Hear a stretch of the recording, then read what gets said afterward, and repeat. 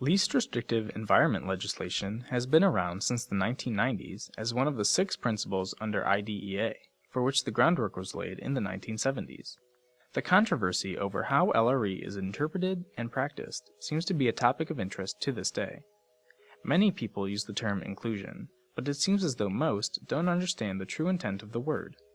For example, some might say this student is going to inclusion class, as if inclusion were a place we enter and exit. In this context, we associate the term inclusion, and therefore LRE, with just a location. In doing so, it may be assumed that if we put the student in a certain location, that they have accessed their LRE. However, the intent of the law is quite different. Inclusion is not a place. Inclusion is a philosophy, just as LRE is not a place, but a package of supports and services that include elements of a setting, materials, accommodations, and personnel. Both LRE and inclusive philosophies are a foundation in the structure of best practices that ensures that all learners have access to meaningful education. The continuum of LREs is as vast as the needs and skills of the learners we teach. Each student needs individualized consideration for LRE based on his or her unique strengths and needs.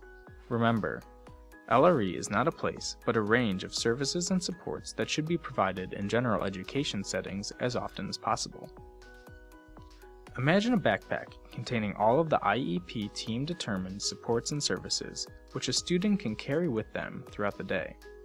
A student's supports and services package is individualized and includes their specific accommodations, modifications, tools, materials, and personnel.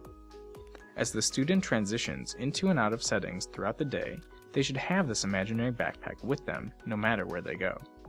Ultimately, LRE determination should be made with these supports and services in place before moving to a more restrictive LRE.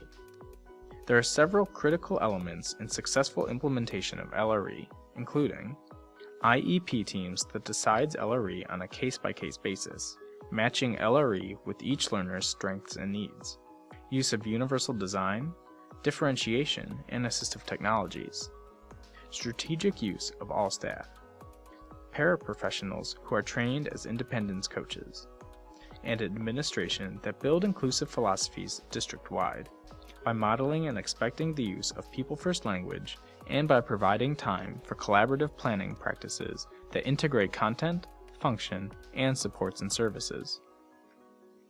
Acceptance, belonging, participation, worth, and dignity. Isn't this what we want for all people?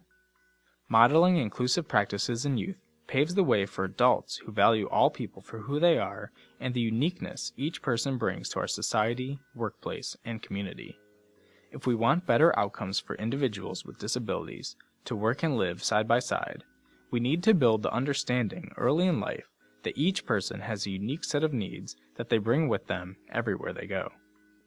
2 people completing the same job could use different methods and materials and still accomplish the same end result. Wouldn't it be nice if this were just the norm?